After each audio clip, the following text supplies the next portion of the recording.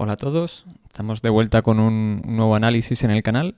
Concretamente vamos a analizar Barry Callebaut, que es una compañía cotizada en Suiza y que es ni más ni menos que el principal, el líder mundial en fabricación de chocolate para las grandes empresas de marcas de productos con chocolate, tanto de helados, chocolatinas, bombones y todo tipo de productos que os podáis imaginar con chocolate.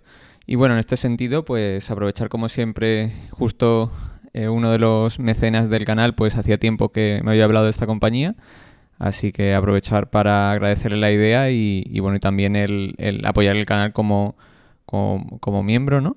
Y nada, son Rodrigo González, Pablo Huertas, Paco Rodríguez, Marco Rodríguez y Iván Santos. Así que nada, muchas gracias a todos los nuevos mecenas y a toda la audiencia en general. Y nada, vamos a ver un poco esta compañía, a ver qué tal os parece. En primer lugar, es interesante el hacernos la pregunta de cómo Barry Callebaut ha podido prosperar tanto en este negocio, ¿no? Porque al final no es una compañía de marcas, es una compañía que opera en el segmento B2B, ¿no? De servicios a otras empresas, no al consumidor final. Y bueno, lo cierto es que ha sido bastante próspera. Es una compañía, como luego veremos, que tiene un accionista de referencia, la familia Jacobs, que actualmente tiene un 35%. Y bueno, ha crecido desde el año 2000 y de manera bastante estable en el tiempo, en su beneficio operativo ajustado a un 6% anual compuesto.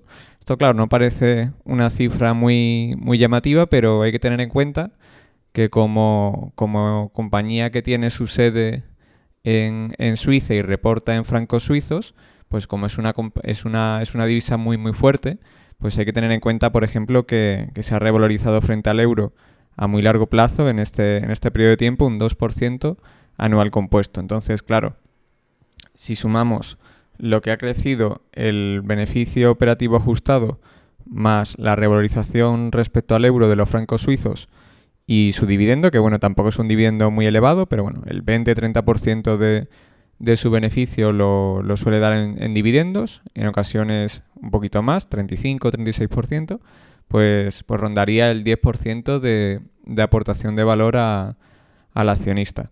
Que oye, está muy bien, al final cuando analizamos Nestlé, pues Nestlé había crecido a un 4,5%, también en francos suizos, pues mira, esta a un 6%, y todo esto sin ampliar capital de manera muy reseñable. Vamos, habrá ampliado capital en estos 25 años, a lo mejor un 8% o así, que es más bien el tema de la remuneración a los directivos, más que otra cosa, más que necesitarlo para financiarlo. Entonces, bueno, le ha ido muy bien y la pregunta es ¿por qué? Pues bueno, antes de nada, os comparto por aquí la cuenta de pérdidas y ganancias de la compañía. Como podéis ver, ha sido bastante estable en lo que es su prosperidad, ¿no? Básicamente ha mantenido los márgenes más o menos parecidos, con puntuales caídas y puntuales bajadas, pero bueno, ronda el 7-8% de margen operativo. Tenéis ahí también los extraordinarios. Sobre todo, pues tiene amortización de intangibles. Es una compañía que, como luego veremos, tiene acuerdos para proveer chocolate con clientes. Entonces, pues bueno, algunos de estos acuerdos son activos intangibles que se amortizan. Tienen una vida finita, ¿no? Al final, pues un acuerdo a 10 años, pues se va amortizando. Y bueno, esto yo lo he ajustado porque en general tiende a renovar estos contratos, y lo he ajustado en el beneficio operativo ajustado que tenéis abajo.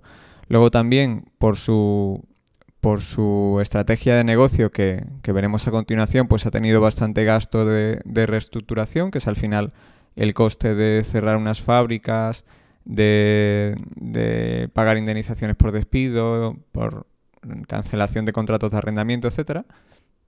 Y bueno, lo he ido apuntando y eso pues también hay que ajustarlo, ¿no? Porque al final hay años, por ejemplo en 2024 parece que está muy cara. Sí, o sea, la compañía parece que está muy cara si cogemos el beneficio neto o el beneficio operativo ajustado de 2024, pero claro, es que se han gastado mucho dinero en reestructuración y luego pues también deterioro de activos, que Normalmente lo excluía del beneficio operativo que compartía la compañía, pero justo en 2024 ha tenido un deterioro de activos porque el negocio ha ido peor en 2024. Ya lo veremos luego por el alza del precio del cacao, que ha subido muy fuerte. Y bueno, hay bastantes ajustes que realizar en el año 2024. Cuando uno los ajusta, pues luego resulta que para nada está ópticamente cara.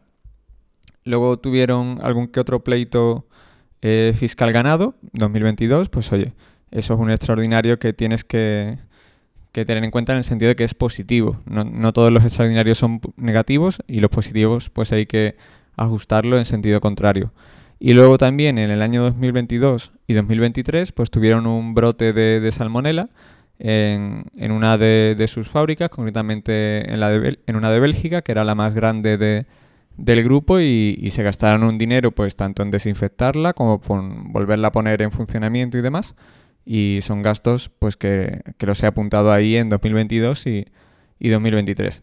No significa que todos estos gastos no supongan salida de caja, algunos sí, otros no, pero sí que para hacerte una idea de cómo ha evolucionado el negocio, pues sí que hay que ajustarlos. Y bueno, se aprecia que si vemos el EBIT ajustado, o el EBIT ajustado por acción, que también nos vale, porque tampoco ha crecido mucho las acciones en circulación, los tenéis ahí, las diluidas, que tienen en cuenta los pagos a directivos en acciones, pues ha sido bastante constante tanto en sus márgenes EBIT ajustados, operativos, como en la evolución al alza de sus beneficios. Y ahora la pregunta interesante es, como os comentaba, el por qué. Pues bueno, al final las grandes propietarias de marcas de chocolate, tanto de helados como bombones, chocolates, tabletas, etcétera, pues han ido dando por bueno la propuesta de proveedores como Barry Callebaut para subcontratar la fabricación. Pues al final, antes de subcontratar la fabricación de chocolate, pues compañías como Hershey, Nestlé, como Unilever, pues tenían márgenes operativos menores, eran un negocio mucho más intensivo en capital y además pues tenían una fuerte ciclicidad puntual derivada de la exposición al precio del cacao. Pues al final, como veremos luego, cuando el precio del cacao sube muy fuerte, pues a corto plazo te sube mucho el endeudamiento y encima te bajan los márgenes. Pues bueno, eso lo han excluido de la ecuación y eso tiene unas ventajas. Luego también, pues claro, si eres un negocio más intensivo en capital y con márgenes más pequeños, operativos, y que encima puntualmente, cuando sube mucho el precio del cacao, se te pueden caer los márgenes y encima te entra muchísimo endeudamiento extra, pues tienes mucha más dificultad para dedicar lo que generas a remunerar al accionista y para tener un dividendo estable y creciente en el tiempo, que es un poco lo que ofrecen compañías de consumo defensivo como las que hemos mencionado, ¿no? Como Nestlé, Unilever, etcétera. Entonces, tras subcontratar todo esto en compañías como Barry Callebaut, que al final Barry es la líder mundial por bastante diferencia, quiero recordar que le sacaba 2-3 veces, superaban tamaño en 2 o 3 veces al segundo, pues bueno, pues al final Nestlé, una vez que excluye de su cadena de valor esta parte de la fabricación más dura del chocolate, pues ve expandir sus márgenes. Al final Nestlé, pues en este periodo ha pasado de un 11% a un 15% en su división de chocolate, en margen operativo, consigue un negocio más bajo en intensidad de capital, pues lo que gana en beneficio neto lo puede dedicar o bien a realizar adquisiciones para diversificar el negocio, o bien a remunerar a sus accionistas con dividendos. Luego es un negocio mucho más estable, que por tanto le da mejor perfil crediticio y le permite pues obtener financiación más barata. Luego la mejor valoración que consigue pues también le permite adquirir negocios a una valoración y ella, como cotiza a una valoración más elevada, pues le compensa y puede adquirir negocios más caros, ¿no? Pues al final, si tú cotizas a PER 20 y puedes comprar negocios a PER 16, pues los beneficios que has adquirido por PER 16 luego los integras a PER 20 y tienes ya una ganancia como instantánea, ¿no? al menos en la capitalización bursátil de la compañía, ¿no?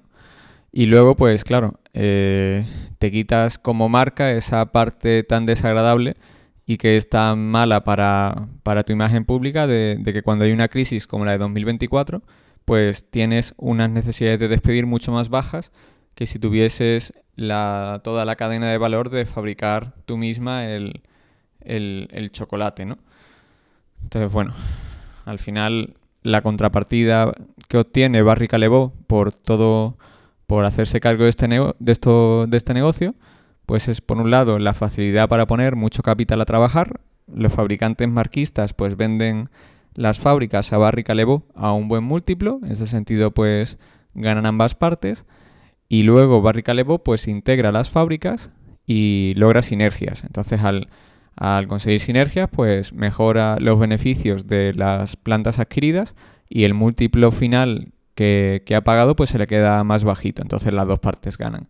Luego también es un negocio con bastante certidumbre, lo que le permite pagar múltiplos altos y que se financie bastante barato. Pues al final lo interesante, como luego veremos en la historia de cada operación, pues la venta de fábricas a Barry pues incluye contratos a largo plazo de aprovisionamiento de chocolate ligados a la inflación y con remuneración que garantiza ciertos márgenes. Entonces, por ejemplo, cuando Barry Callebaut compró las fábricas de Nestlé, pues de fabricación de chocolate, pues le paga por ellas, un buen múltiplo Barry a Nestlé. Luego, como Barry Callebaut no tiene que preocuparse tanto por la imagen pública de sus marcas, porque no tiene marcas, pues puede, oye, si tiene ha adquirido 5 fábricas y ella tiene 45, pues dice, oye, de estas 5 podemos convertirlas en 3 fábricas o en 2 fábricas. Mandamos a los trabajadores de un lado para otro, a otros los despedimos, bueno. Entonces, claro, luego el resultado final es que consigue beneficios más altos y como es una empresa de B2B, pues bueno, puede salir en el periódico, pero mucha gente no, yo por ejemplo no sabía que Nestlé pues tenía todo esto subcontratado. Pues oye, al final la parte negativa de la imagen pública pues no la tienen.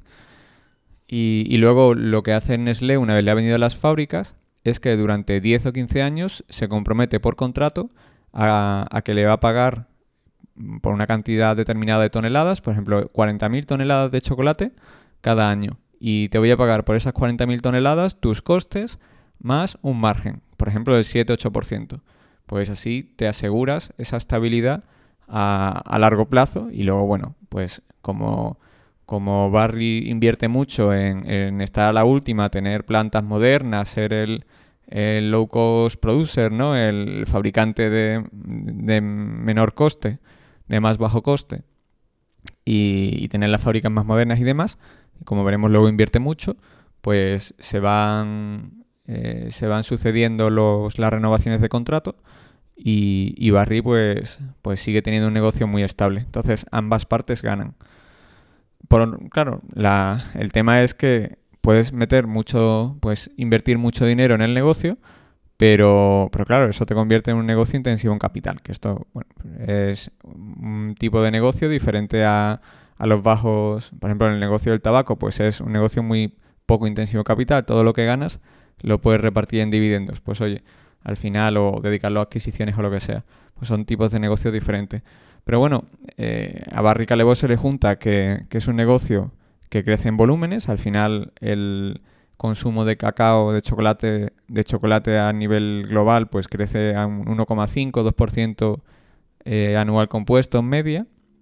Y claro, también como adquiere fábricas que requieren ser integradas con el resto, pues hay que invertir. Pues claro, sí, no es tan sencillo como decir, bueno, yo cojo la producción de estas 3 fábricas de Nestlé que voy a cerrar y las traspaso a otras 2 fábricas que tenía cerca. Claro, normalmente esas fábricas ya estaban a una capacidad alta, entonces tú tienes que ampliar esas fábricas que acogen la producción de la antigua que has cerrado. Entonces hay que invertir mucho dinero. Y luego aparte pues está el hecho de que tienes que pagar muchos gastos por indemnizaciones cada vez que vas integrando las nuevas fábricas. Entonces aquí tenéis la evolución desde el año 2000 por un lado, el gasto contable de depreciación de los activos fijos de Barry. Y como siempre, pues, claro, esto por la cuenta de pérdidas y ganancias. Luego, por el lado del estado de flujos de efectivos, tenemos el CAPEX, que es el gasto de inversión en capital fijo que ha cometido Barry Callebaut desde el año 2000. Y la diferencia, pues, es el CAPEX de inversión. Es decir, si por ejemplo, en el año 2000 la cifra de depreciación son 70 millones y el CAPEX es 105, pues lo que significa es que Barry Callebaut, para mantener sus fábricas en funcionamiento sin producir más o sin que fuesen más modernas, se podría haber gastado 70, pero se ha gastado 105. Entonces, el CAPEX de inversión son 35. Entonces, si vemos el total del gasto de depreciación contable y el CAPEX, pues vemos ahí a la derecha del todo que hay una diferencia importante a favor del CAPEX. Entonces, una compañía que invierte muy por encima de su cifra de depreciación, en otras palabras, si genera 400 millones de beneficio neto, como está invirtiendo por encima de la cifra de depreciación, no tiene 400 millones para repartir al accionista, sino que si, por ejemplo, invierte 100 más, pues va a tener 300. Entonces, bueno, pues hay que tenerlo en cuenta. Son cosas buenas y malas. Al final, pues a lo mejor va a crecer más el beneficio operativo que otras compañías menos intensivas en capital, pero a cambio pues va a tener un payout, ¿no? Un porcentaje de los beneficios que reparten dividendos pues más bajito. Entonces, claro, ¿qué es la parte mala del negocio de Barry Callebaut y por lo que a los fabricantes o dueños de marcas les ha venido también quitarse esta parte del negocio? Pues bueno, que al final es un negocio con un riesgo financiero importante derivado de las alzas en el precio del cacao. Pues bueno, al final el resumen es que cuando sube mucho, muy agresivamente el precio del cacao, pues aumenta el endeudamiento de Barry Callebaut. Y al revés, si baja mucho el precio del cacao, pues se reduce el endeudamiento. Al final, para entender esto, hay que entender que el cacao representa, por un lado, un porcentaje importante de los costes de la compañía. Cuando repentinamente este coste se multiplica, por ejemplo en 2024, pues imaginemos que se dobla, ¿no? Que se dobla el precio del grano de cacao. Pues al final Barry Callebaut pues tiene que pagar el doble para seguir produciendo al mismo nivel, es decir, tiene que pagar el doble por sus nuevos inventarios, pero sus clientes le pagan pues a 30 días, a 60 días, 90 días, y eso pues le crea un crédito operativo con sus clientes al 0%. Otra forma de decirlo es que sus clientes tienen una deuda al 0%, porque es operativa. Hay negocios que les sucede en un sentido y otros en otro sentido.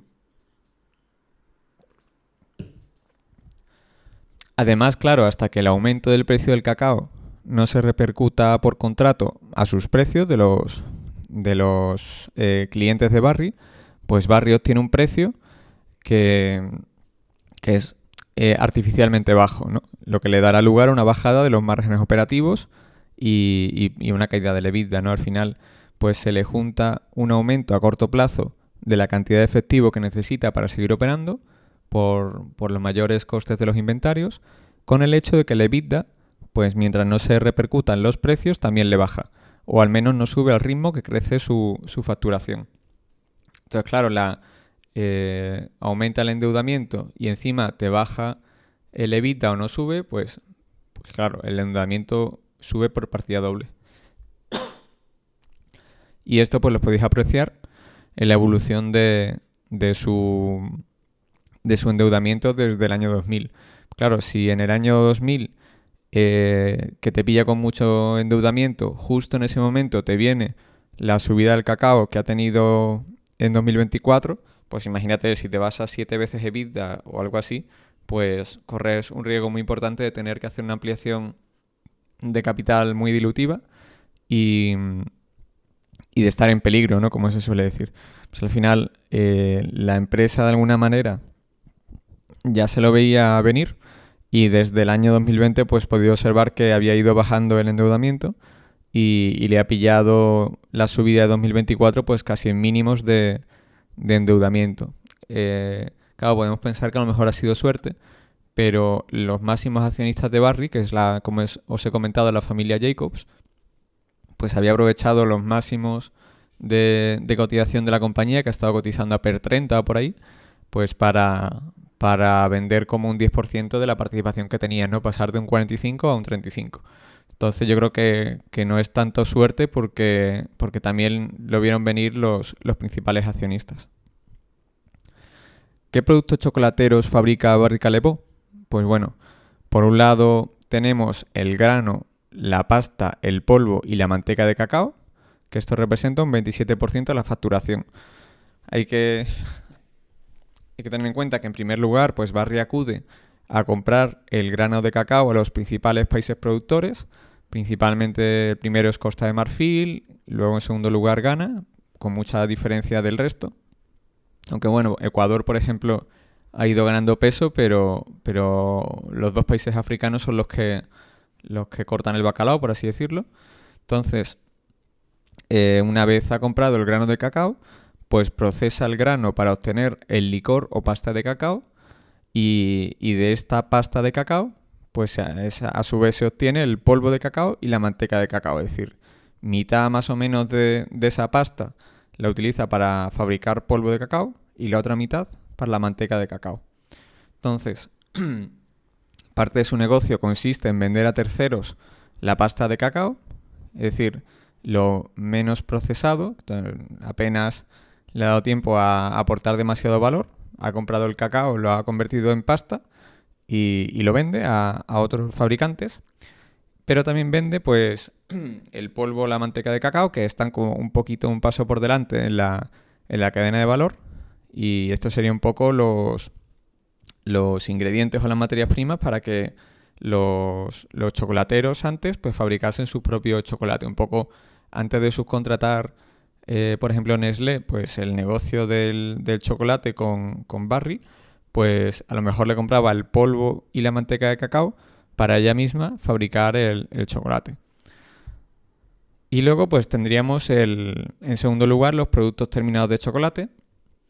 Al final pues en sus fábricas Barry emplea ingredientes como la leche, el azúcar y otro tipo de grasas, ¿no? Pues claro, la manteca de cacao es la grasa del cacao, ¿no? Pero bueno, aparte de la manteca del cacao, pues se emplean otro tipo de grasas, leche y azúcar, para fabricar tanto el chocolate con el que los fabricantes obtienen su producto final, por ejemplo, coberturas de chocolate para helados, chocolate para cereales, etcétera, o bien directamente puede, si no es un producto que mezcle tantas cosas, pues puede también Barry fabricar el producto final ya preparado para ser vendido al público, como por ejemplo tabletas de chocolate, barritas de chocolate, chocolatinas, etcétera. Entonces ya se las da incluso en ocasiones con el envoltorio y todo. O sea que lo único que se tiene que encargar el fabricante es de la distribución y del marketing.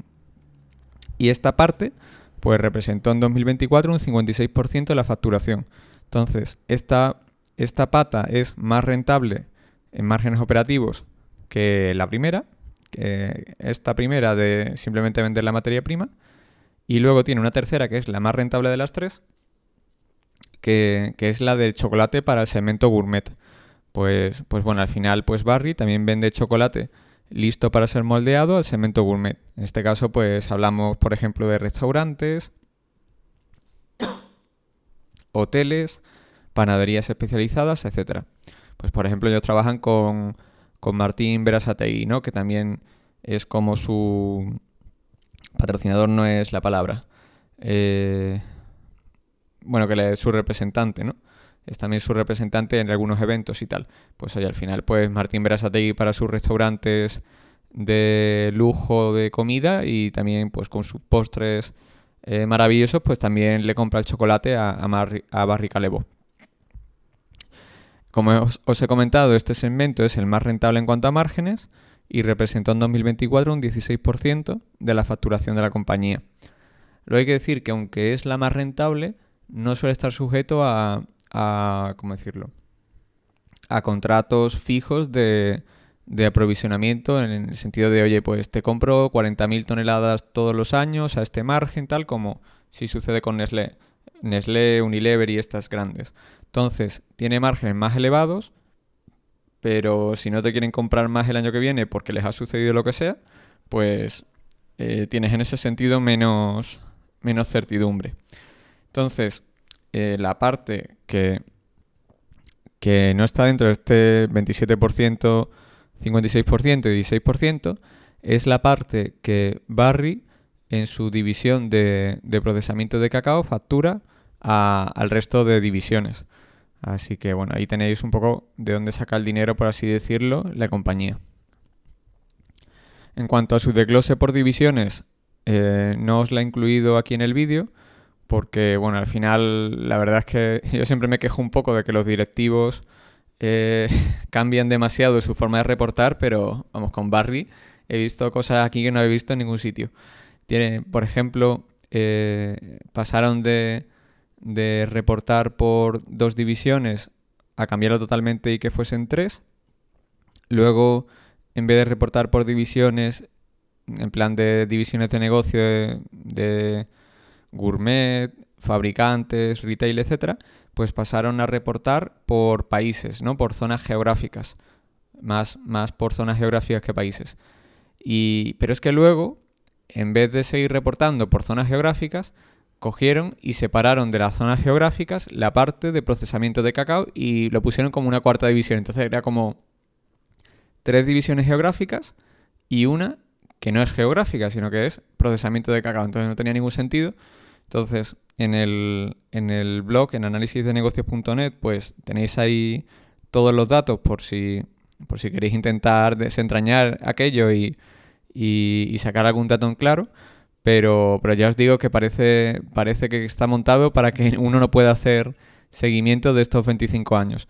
Tenéis periodos de 10-12 años que sí se puede hacer seguimiento, pero bueno, ya encima, en el último año, en 2024, cogieron las tres divisiones por áreas geográficas y pasaron simplemente a dar ahora chocolate.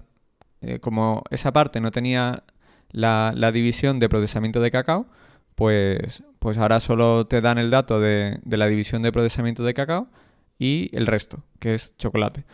Entonces, bueno, la verdad es que no me suele pasar esto con compañías familiares, pero en este caso se ve que han hecho lo que les ha dado un poco la gana.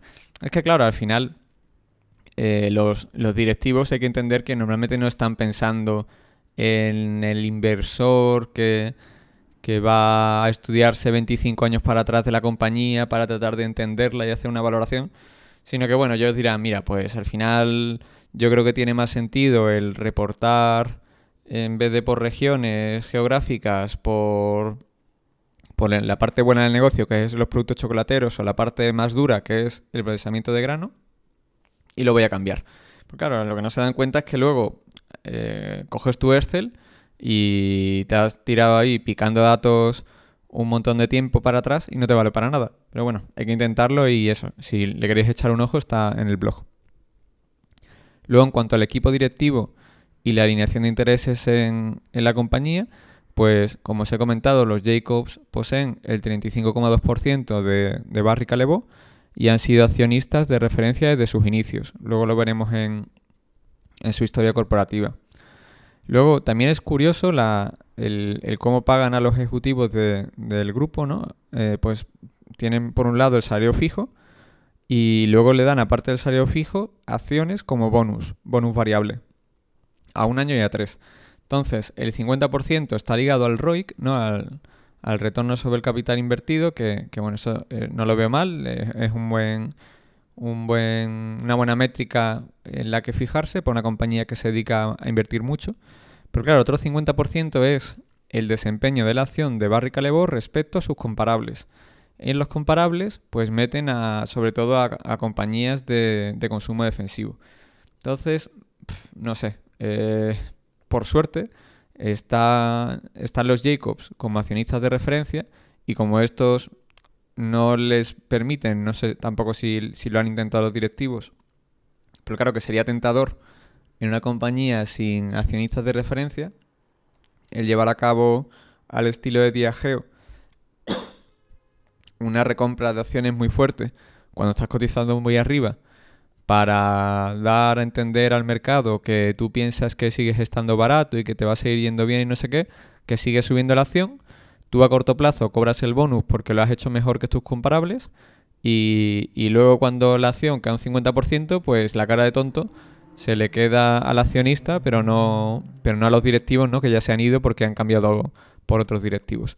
Entonces, bueno, en este caso yo creo que está compensado el hecho de que dependan del desempeño de las acciones por el hecho de que no se llevan a cabo recompras de acciones cuando la compañía cotiza cara y tampoco ampliaciones de capital. O sea que en ese sentido yo creo que, bueno, no es la estructuración del bonus que más me gusta, desde luego, pero bueno, está más o menos compensado y hasta ahora pues les había ido bien. Al final a la compañía ahora le va a regular, no porque los directivos lo hayan hecho mal, que yo creo que han hecho, en cuanto a la gestión del negocio, lo han hecho muy bien.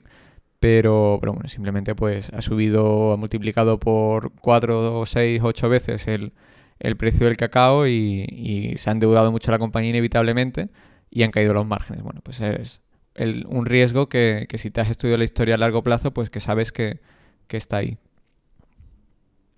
Y vamos a ver ya la historia corporativa del grupo de Barry.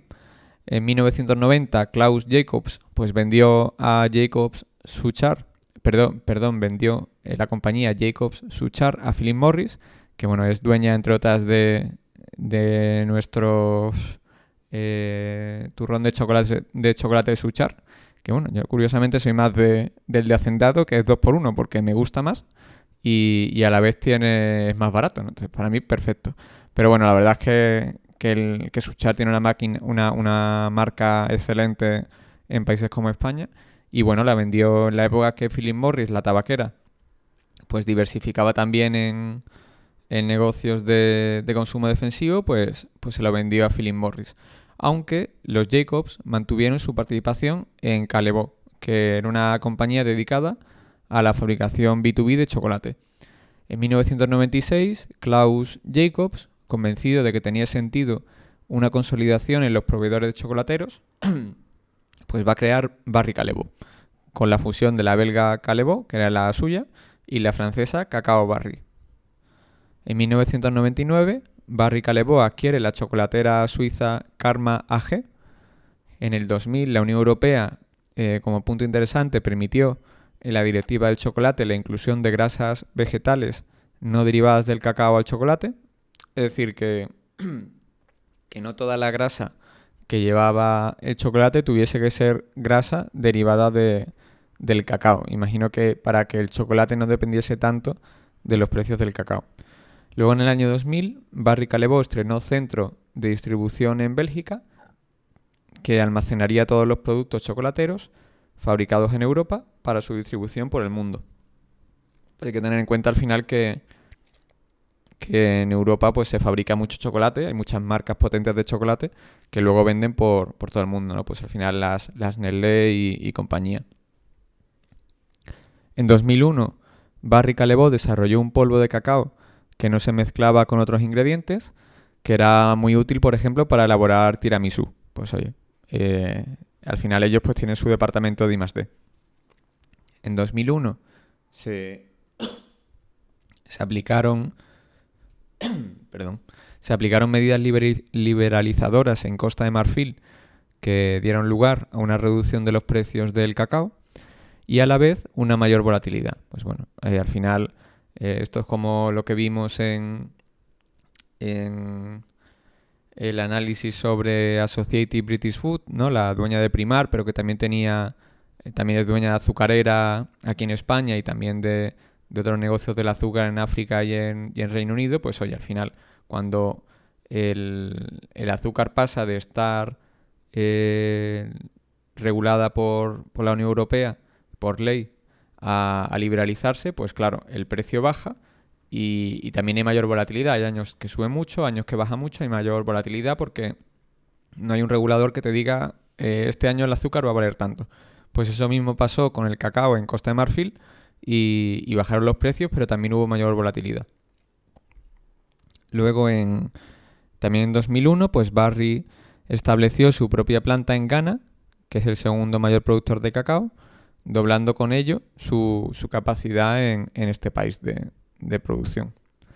En el año 2002, Barry Callebaut adquirió a la alemana Stolwerk, estimando en 80 millones la inversión en reestructurarla. Luego la vendería bastantes años más tarde, así que no le salió mal la inversión. En 2002 se dieron conflictos bélicos en Costa de Marfil, concretamente una primera guerra civil, lo que dio lugar a una menor oferta de cacao en el país, que era la mayor productora con un 40% de total, y a un alza de los precios ese año del cacao del 80%, hasta niveles no vistos desde los 80. Pues al final, claro, este riesgo que comentamos de que suba mucho el cacao, pues como vemos, desde los 80 no se había producido una alza tan fuerte hasta 2002, y luego desde el 2002 no se había producido una muy fuerte hasta ahora en 2024. Pues claro, al final es un negocio que a lo mejor se tira 20 años sin que vuelva a haber ningún problema, con precios relativamente bajos o al menos relativamente estables, y que cada 20 años te pega un susto. Pero bueno, también lo bueno es que te da la oportunidad, como los negocios de café o, por ejemplo, en el caso de Vidrala con el gas natural, pues oye, tiene ese puntillo cíclico de que cada X años pues hay un susto y puedes comprarla muy barata. O barata al menos. En 2003, Barry adquirió Bratz, que tenía mucha presencia en Estados Unidos, por 16 millones de dólares. Al final, la mayor parte de su producción eran golosinas y productos de chocolate era solo el 20% de su facturación, pero le dio acceso a Estados Unidos. Luego, con los años, vendería la parte del negocio que no era chocolate. En 2003, Barry Callebaut adquirió la chocolatera holandesa y belga Luik, fabricante de productos de chocolate para profesionales. En 2003, pues el departamento de I+D de Barry Callebaut desarrolló un sustituto de la gelatina hecha a base de pasta de cacao, con la ventaja de que las gelatinas empleadas en productos horneados y cocinados solían estar hechas a base de ingredientes con origen animal. Pues oye, una manera de que si quieres vender productos para vegetarianos y veganos, pues esta nueva gelatina a base de cacao pues te permitía vendérselos sin estar timándoles. En 2004, Barry Callebaut adquirió AM Foods, fabricante de chocolate de calidad y también de café para máquinas de vending en Europa. En 2004 pues hubo una cosecha fantástica de cacao en Ghana y eso propició una caída del 35% de los precios. Es un poco lo que os comento en las conclusiones sobre Barry, que oye, hay diferentes escenarios, que suba el precio más todavía del cacao, que se mantenga estable o que baje, pero lo normal es que a poco que en Costa de Marfil y Ghana pues tenga una cosecha normal al uso, pues lo normal sería que bajase drásticamente el precio. En el año 2005 entró en operación la nueva fábrica de Barry Callebaut para grandes fabricantes marquistas de chocolate en California, que era el estado más chocolatero de Estados Unidos. Y en 2005 también, y después de 3 años, pues Barry Callebaut logró reducir la presencia de grasas trans, que son las más perjudiciales para la salud, en sus grasas, sin contar la manteca de cacao, que no tiene grasas trans, pues consiguió que la parte de las grasas que utilizaban el chocolate, que no eran grasa derivada del cacao, pues que bajasen las grasas trans del 7,7% al 2,9%, aspirando a alcanzar el 1% en 2006. Quiere decir que hay países, como por ejemplo Dinamarca, que limitan el porcentaje de grasas trans que pueden llevar productos como los de chocolate. En 2006, Barry Callebaut comenzó a construir una fábrica de chocolate en Rusia, cerca de Moscú, un país donde estaba creciendo mucho el consumo per cápita de chocolate.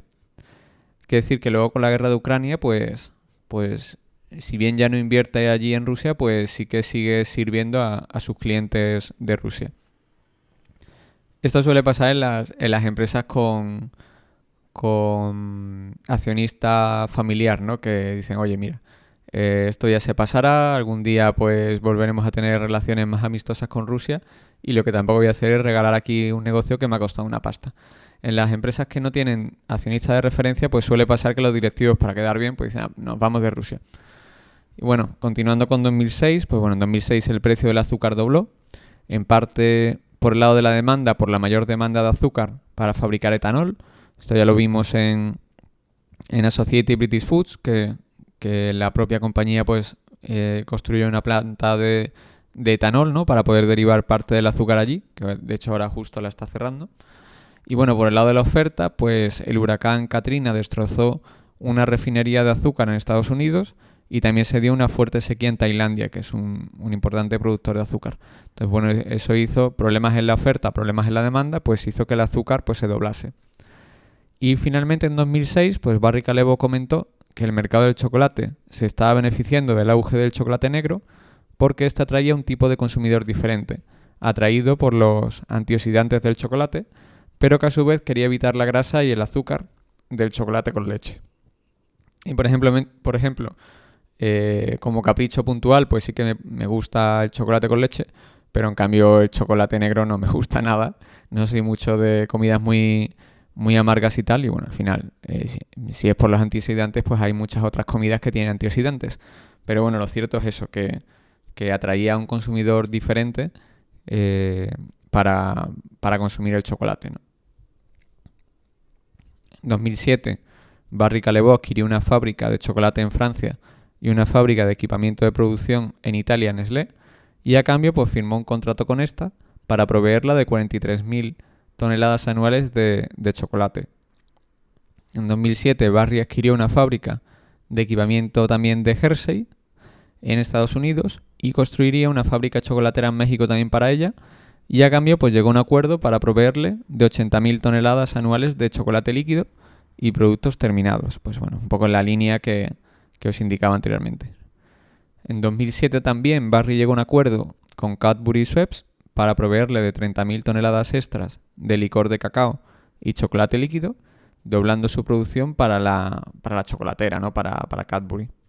En 2007, Barry Callebaut, como os adelanté, vendería el negocio de golosinas de Bratz a Farley and Sanders Candy Company.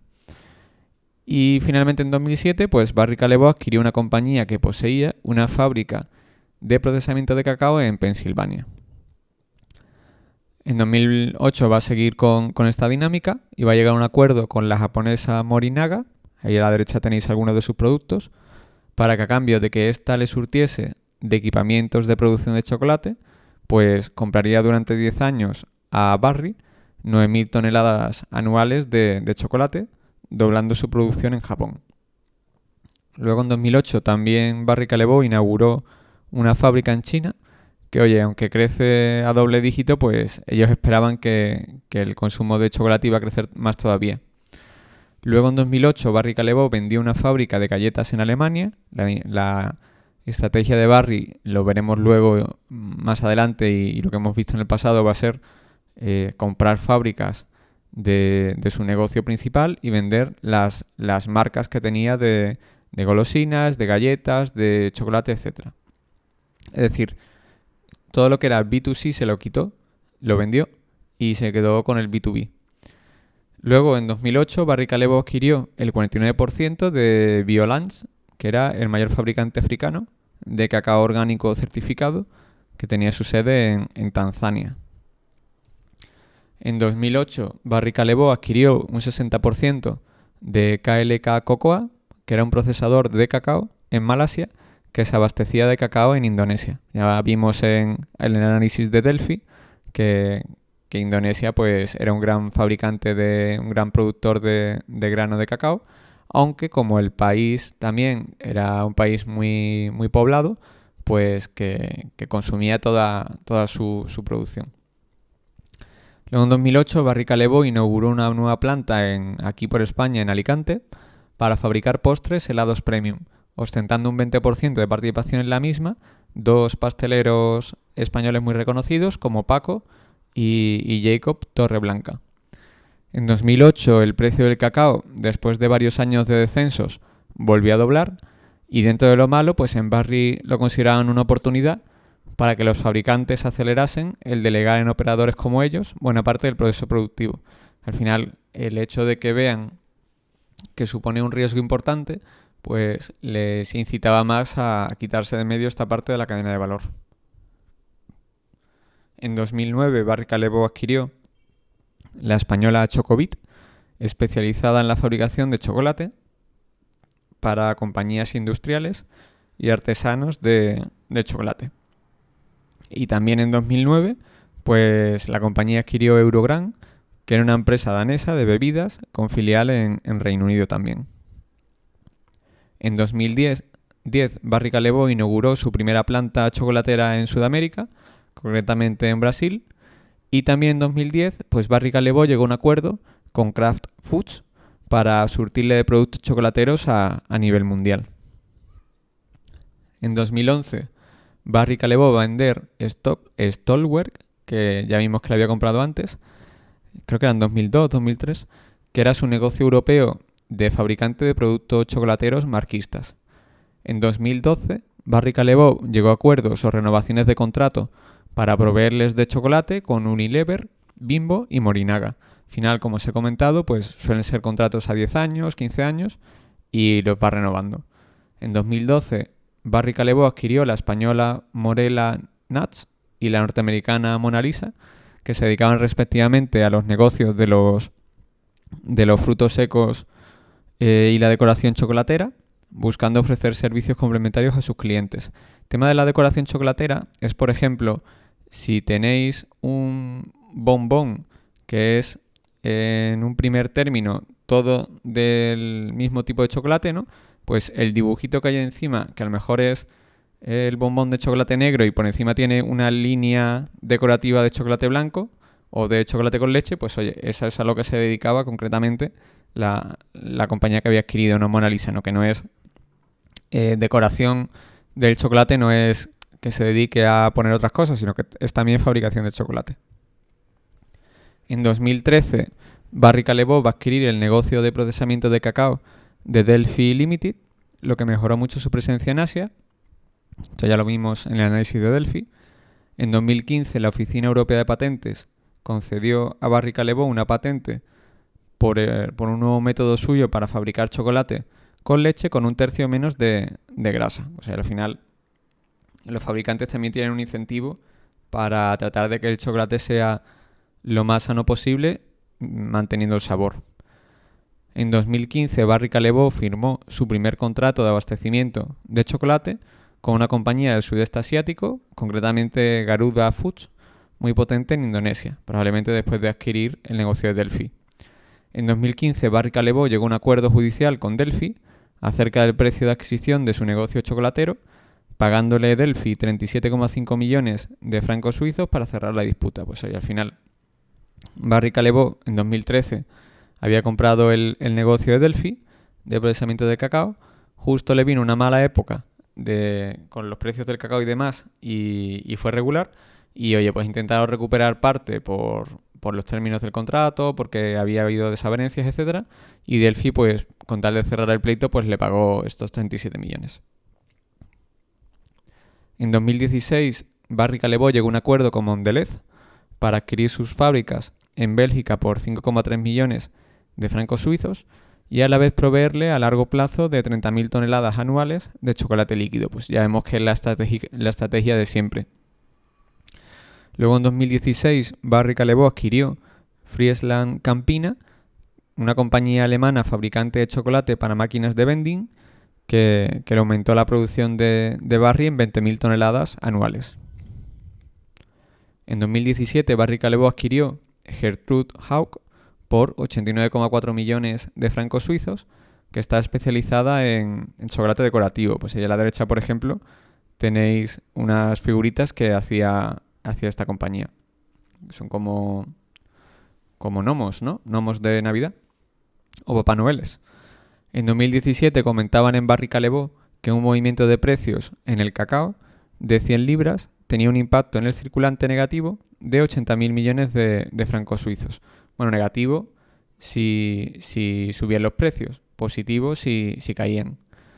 Luego en 2017 también comentaban en la conference call que los clientes más pequeños eran mejores en cuanto a márgenes, mientras que los grandes tenían mayor poder de negociación y estos se diluían más.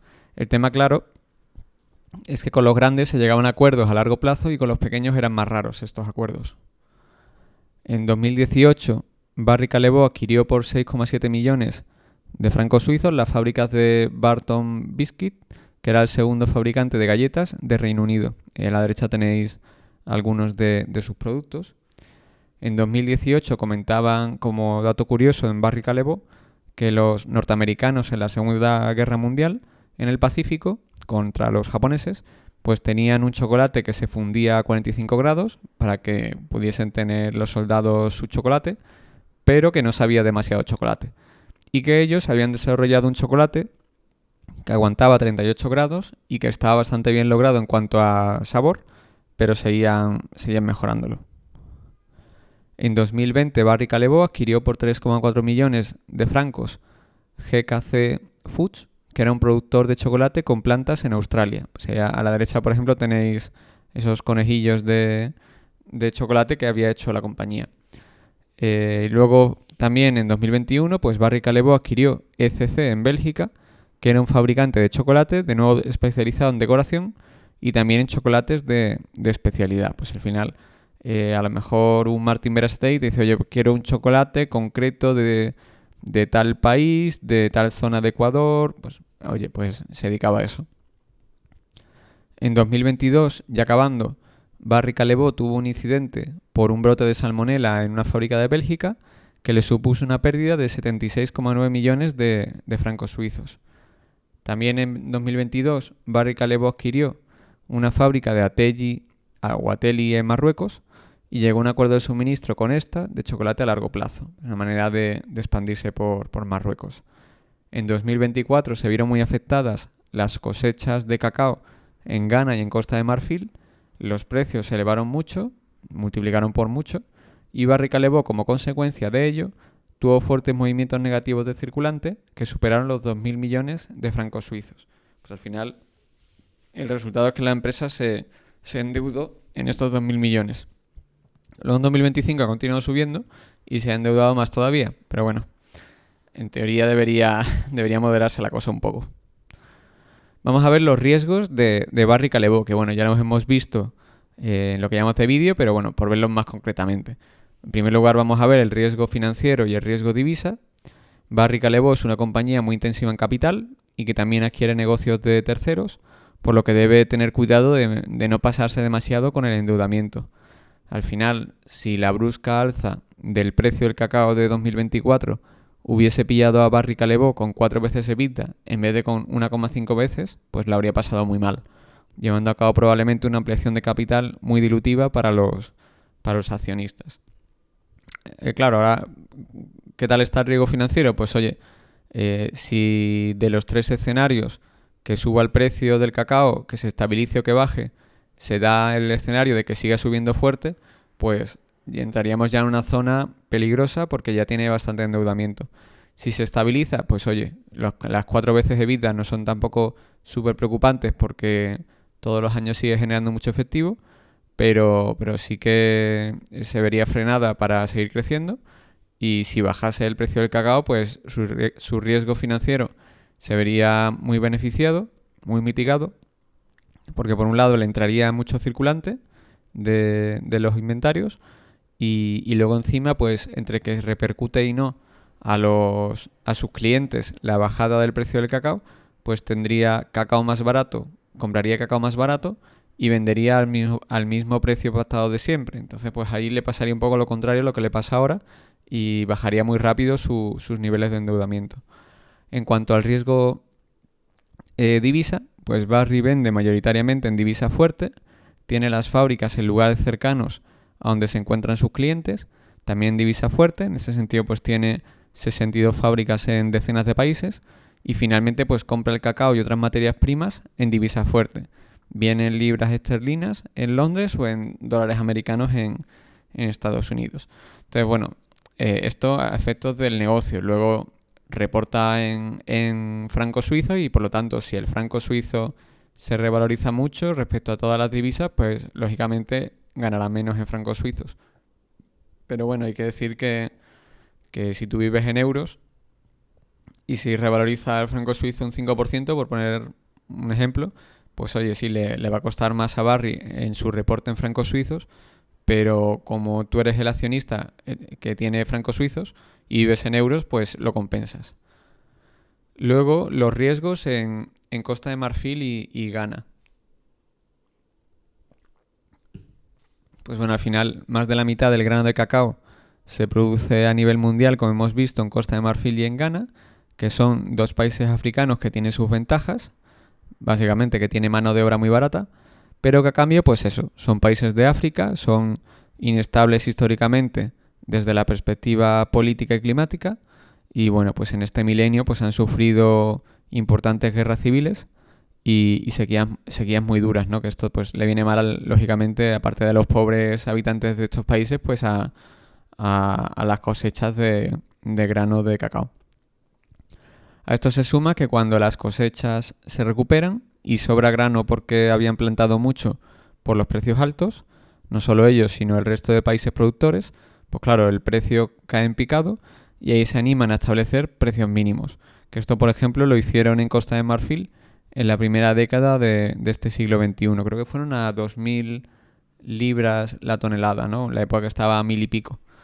Pues bueno, al final, si Costa de Marfil produce el 40% del cacao mundial y te dice que en vez de a 1.000 libras la tonelada se la vas a pagar a 2.000, pues tienes pocas opciones para no pasar por el aro y pagar el precio que te marque. Luego, riesgos sanitarios en las fábricas. Pues bueno, como vimos en su historia, Barry Callebaut sufrió un brote de salmonela en su fábrica más grande, de Bélgica, que aparte de costarle 76 millones de francos suizos entre desinfectarla y volver a retomar la producción, pues le supuso pérdidas de clientes, ya que mientras se desinfectaba y demás, pues estos se tuvieron que ir con otros proveedores y no todos volvieron. Pues al final esto es un riesgo que se da en todas las compañías fabricantes de alimentos, pero desde entonces, pues según comentaban, que bueno, pues supongo que será verdad, pues en Barry asumieron muchas más medidas de seguridad y en teoría, pues si bien no descartaban que pudiese darse a futuro algo parecido, pues sí decían que sería una escala mucho mayor porque habían como compartimentalizado la producción en fábricas grandes. Pero eso es un riesgo. Un riesgo importante, los riesgos por los tratamientos para adelgazar.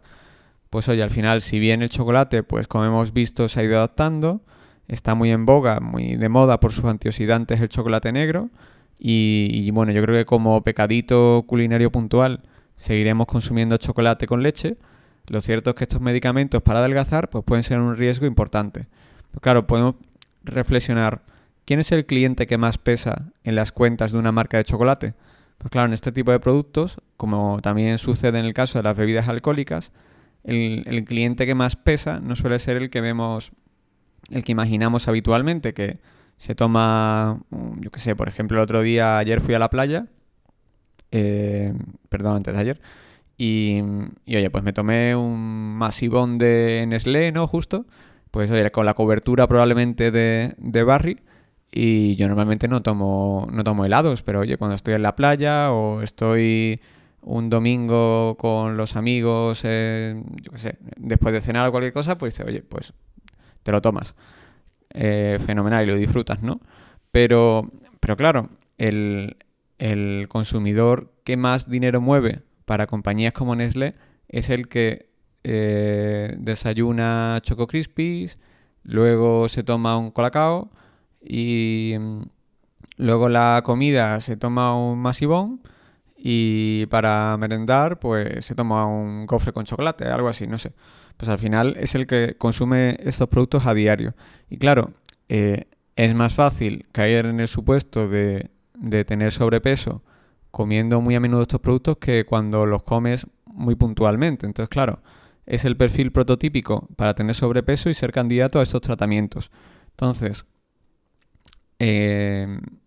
por el otro lado de la moneda, estos tratamientos son bastante caros, incluso después de subvencionados, y prácticamente pues condenan al paciente a un tratamiento permanente, ya que suele haber un importante efecto rebote si los hábitos no cambian drásticamente. Pues al final, estos medicamentos te inhiben el apetito, mientras que te tomas el medicamento no tienes ganas de comer, pues lógicamente comes menos, adelgazas, pero claro, cuando dejas de tomar el medicamento, si no cambias tus hábitos alimenticios, tus hábitos de ejercicio y demás, de deporte, pues vas a volver a engordar. Entonces, claro, el problema es que es un tema que no es solo tomarte un medicamento, sino que también tiene su lado psicológico incluso, o de creación de hábitos, y por ahora al menos no es algo que se trabaje mucho y hay mucho efecto rebote. Entonces, claro, si no eres capaz de estar sin estos fármacos para no engordar y quieres no engordar, pues de facto te condenan, entre comillas, a disfrutar mucho menos de la comida toda tu vida. Y claro, yo no estoy tan seguro de que a medio plazo, cuando los pacientes con estos tratamientos vean esta situación, pues vayan a querer el mantenerse permanentemente con el apetito inhibido, ¿no? Porque al final es uno de los, ¿cómo decirlo? Uno de los placeres de la vida, entre comillas, ¿no? No hay que pasarse, pero oye, una buena comida, un caprichito puntual, no sé, pues yo creo que por un lado es un riesgo muy importante y hay compañías que han caído mucho en bolsa por ello. A ver si algún día analizamos, por ejemplo, PepsiCo, pero no me queda tan claro que estos medicamentos vayan a ser darse en un porcentaje tan elevado de la población, porque claro, siempre se habla de, no es que un 30-40% de la población de Estados Unidos es candidata para este medicamento, para este fármaco. Pero claro, una cosa es que seas candidato, otra que lo pruebes y otra que después de probarlo quieras mantenerte, porque claro, si o sea, pienso en personas que conozco que tienen sobrepeso y que les gusta comer, y yo no sé si a ellos les compensa de verdad el quedarse finos, por así decirlo, a cambio de no volver a disfrutar nunca de la comida porque no tienen apetito. Pero bueno, es difícil de saber antes de tener más datos y más estadística, ¿no? ¿Qué conclusiones saco yo sobre Barry Callebaut? Pues bueno, al final el de Barry es un caso similar al de Vidrala, salvando las distancias cuando se dio la fuerte subida al gas natural, que la verdad es que, no sé, en foros de internet y eso, la verdad es que lo hablamos bastante y justo coincido que saqué yo Invertir en Bolsa Española, que fue mi segundo libro sobre análisis de empresas y un capítulo era sobre Vidrala. Y parecía, claro, como muy evidente, pero como el gas hubiese seguido subiendo, pues habría tenido más problemas, ¿no? Entonces, bueno, al final este alza le produce al fabricante un efecto negativo en el circulante que le provoca un aumento en el endeudamiento, y mientras la materia prima sube y sube, pues existe una gran incertidumbre, porque mientras siga el alza, pues continuará aumentando el endeudamiento y no le da tiempo al fabricante a ponerse al día traspasando precios a sus clientes. Luego, claro, cuando el precio baja, pues revierte el circulante, se reduce fuertemente el endeudamiento y sucede lo contrario con la repercusión de precios. Mientras se repercuta o no la bajada, pues te llevas un extra de efectivo y de márgenes expandidos, pues fenomenal. Por lo demás, a nivel mundial, pues podríamos afirmar que Barry Callebaut tiene menos competencia que Vidrala. Ambas compañías tenían un mercado subyacente al alza, el chocolate y los envases de vidrio, y también accionista de referencia.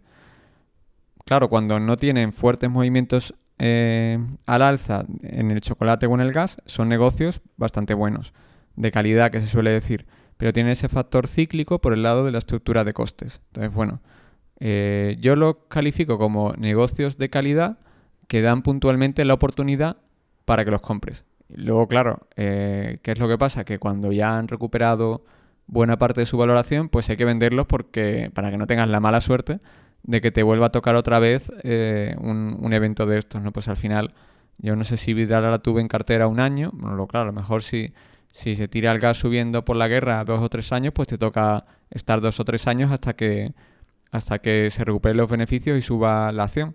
Pero lo que está claro es que si te la quedas para siempre, al final vas a tener algún año con otra crisis que dé lugar al alza del precio del gas o que dé lugar al alza del precio del cacao, y no es lo mismo tener Nestlé que Barry Callebaut en este sentido. Pues el riesgo en cuanto a endeudamiento es mucho mayor en el B2B que en el B2C. ¿Cotiza barata Barry? Pues bueno, al final actualmente capitaliza en bolsa 5.458 millones de francos suizos, tiene un beneficio operativo ajustado cercano a los 700 millones de francos, se ha tenido que endeudar mucho por el alza del cacao y paga unos 200 millones en intereses.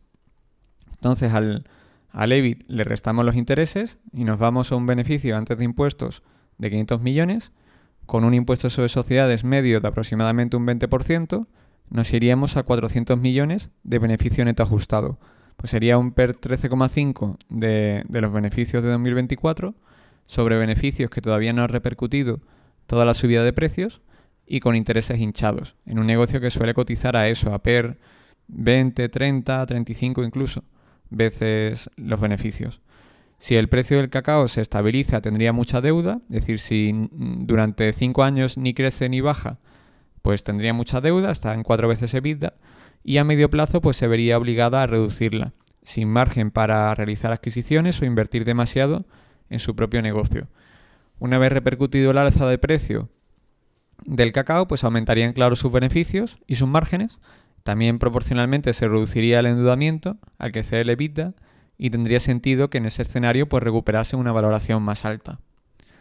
Luego tendríamos el peor escenario, que sería que continuase creciendo el precio del cacao y sufriese el endeudamiento de Barry.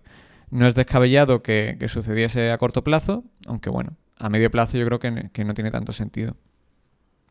Y el mejor escenario pues sería que bajase mucho el precio del cacao, que es al final el que yo creo que a medio y largo plazo tiene más sentido que suceda. Claro, puesto a ser estrictamente value, por así decirlo, pues lo ideal sería comprar Barry en momentos como de distress, ¿no? De distress por el precio del cacao, que haya subido mucho, que esté en la cotización baja. Luego venderla cuando haya un año de una super cosecha y sobre el cacao en Costa de Marfil, Ecuador y Ghana por todos lados, y el precio pues baje mucho porque no saben cómo colocar tanto grano de cacao, y claro, pues la empresa esté en máximos históricos de beneficio, con los márgenes artificialmente altos, endeudamiento artificialmente bajo y todos felices.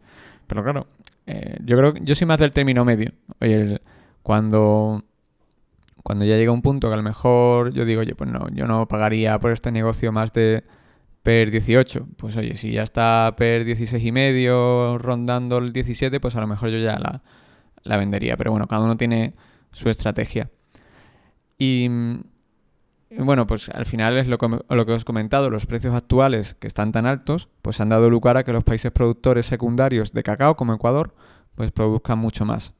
El día, no solo claro, que haya más gente dedicándose a plantar para generar más cacao, sino que encima están densificando más los cultivos. Entonces, claro, por mismo metro cuadrado están produciendo más grano.